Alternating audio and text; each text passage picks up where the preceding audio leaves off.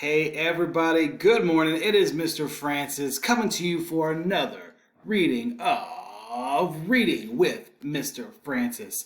I'm going to read you a book that was actually turned into a movie. I wonder if you've ever seen this movie before. It is Cloudy with a Chance of Meatballs. Yes, and the meatballs. I love a meatball. So I'm going to read you the story. Very excited. Then maybe later this week you can watch the movie and you can see how the book and the movie are maybe the same or maybe how they're different. So here we go. Cloudy with a Chance of Meatballs, which is written by Judy Barrett and drawn by Ron Barrett. So I'm going to read you the story and then I'll show you the pictures after I'm done with the page. All right, here we go. We were all sitting around the big kitchen table. It was Saturday morning, pancake morning. Mom was squeezing oranges for juice. Henry and I were betting on how many pancakes we each could eat, and Grandpa was doing the flipping.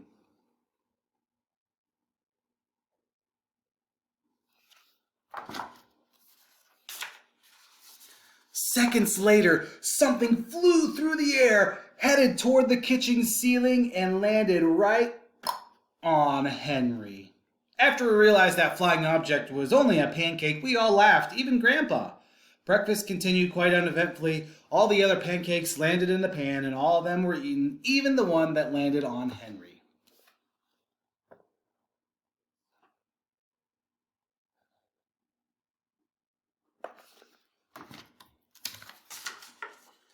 That night, touched off by the pancake incident at breakfast, Grandpa told us the best tall tale bedtime story he'd ever told.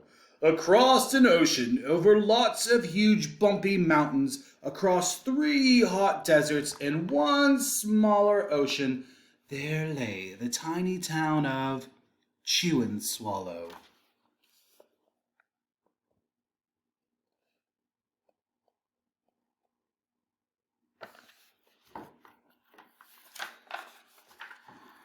In most ways, it was very much like any other tiny town. It had a main street lined with stores, houses with trees and gardens around them, a school, about 300 people, and some assorted cats and dogs.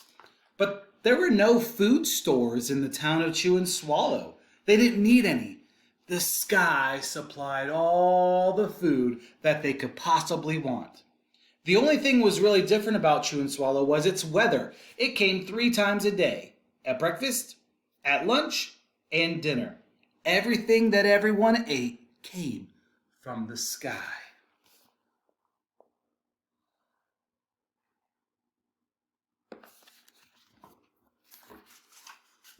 Whatever the weather served, that's what they ate. But it never rained rain, it never snowed snow, and it never blew just wind. It rained things like soup and juice. It snowed mashed potatoes and green peas, and sometimes the wind blew in storms of hamburgers.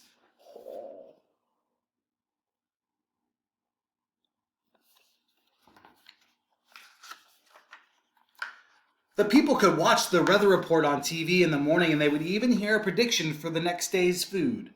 When the townspeople went outside, they carried their plates, their cups, their glasses, their forks, their spoons, their knives, and napkins with them.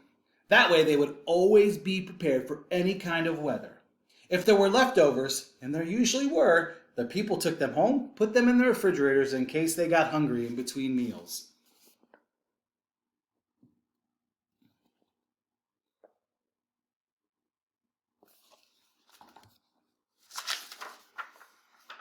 The menu varied. By the time they woke up in the morning, breakfast was coming down. After a brief shower of orange juice, low clouds of Sunnyside eggs moved in, followed by pieces of toast. Butter and jelly sprinkled down for the toast, and most of the time it rained milk afterwards. For lunch one day, frankfurters already in their rolls blew in from the northwest at about 5 miles per hour. There were mustard clouds nearby, then the whiff shifted to the east and brought in baked beans. A drizzle of soda finished off the meal. So frankfurters is another word for hot dogs. This book's making me mighty hungry.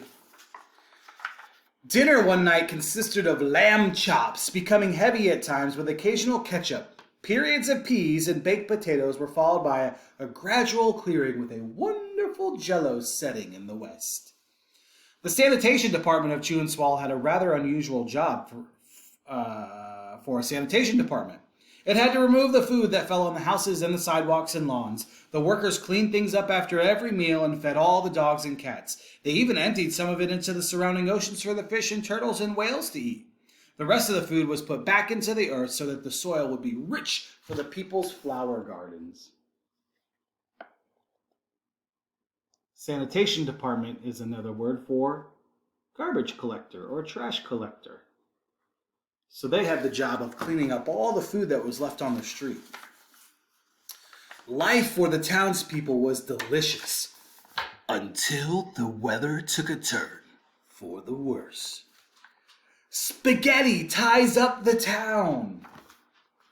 One day there was nothing but Gorzengala cheese all day long. The next day was only broccoli and it was all overcooked. And the next day there were Brussels sprouts and peanut butter with mayonnaise. Ew.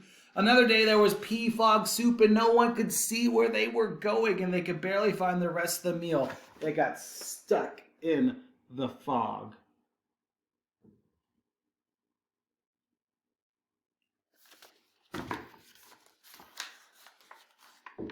The food was getting larger and larger, and so were the portions. The people were getting frightened. Violent storms blew up frequently, and awful things were happening. One Tuesday, there was a hurricane of bread rolls all day long and into the night. There were soft rolls, there were hard rolls, some with seeds, some without. There was white bread and rye and whole wheat toast. Most of it was larger than they'd ever seen any bread before. It was a terrible day. Everyone had to stay inside. Roofs were damaged, and the sanitation department was beside itself. The mess took the workers 4 days to clean up, and the ocean was full of floating rolls. To help out, the people piled up as much bread as they could in their backyards. The birds picked at it a bit, but it just stayed there and got staler and staler. There was a storm of pancakes one morning and a downpour of maple syrup that nearly flooded the town. A huge pancake covered the school. No one could get it off because of its weight, so they had to close school. Sound familiar?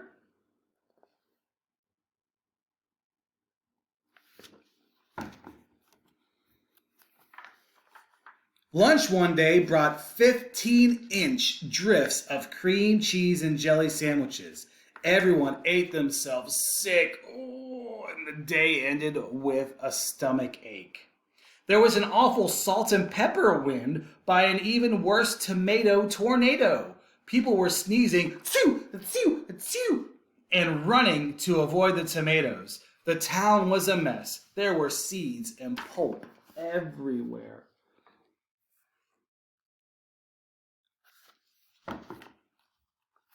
Let's see if they can solve this problem. The sanitation department gave up. The job was too big. Everyone feared for their lives. They couldn't go outside most of the time. Many houses had been badly damaged by giant meatballs. Stores were boarded up and there was no more school for children. So a decision was made to close the town of Chew and Swallow. It was a matter of survival.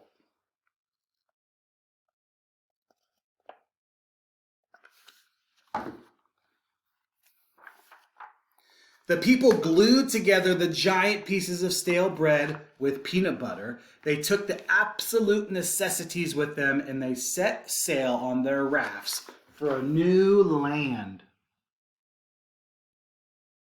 So they left Chew and Swallow in search of a new place to live, a safer place for them to live. After being afloat for a week, they finally reached a small coastal town which welcomed them. The bread had held up surprisingly well enough for them to build temporary homes for themselves out of it.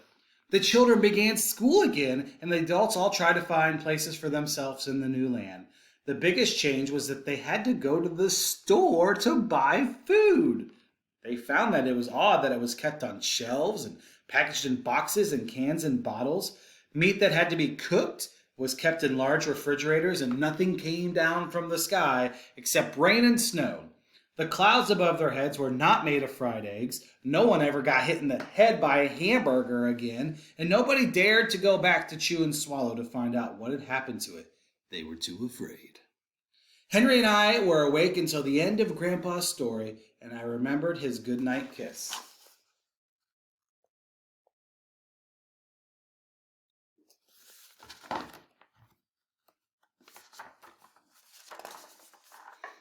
The next morning, we woke up to see snow falling outside our window. We ran downstairs for breakfast and ate it a little faster than usual so we could go sledding with Grandpa. It's funny, but even though when we were sliding down the hill, we thought we saw a giant pat of butter at the top, and we could almost smell the mashed potatoes. Look at the picture and see if you see maybe some mashed potatoes with butter on top. Mmm. I see it.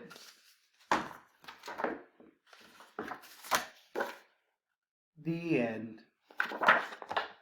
Cloudy with a Chance of Meatballs. So, like I said, this is the book, Cloudy with a Chance of Meatballs. They also made a movie, so maybe you can watch the movie and see how it is the same or how it's different. Just pretend that the weather could bring any type of food that you could ever imagine. What would you choose? Would you choose meatballs? I know what I would choose. I think I would choose pizza. Pizza falling from the sky. How cool is that? Pepperoni pizza, please. Give me the pepperoni. Hey, friends, have a great day. Thanks for joining me on Reading with Mr. Francis. Hope you guys have a great day and go eat lots of food. All right, bye. See ya.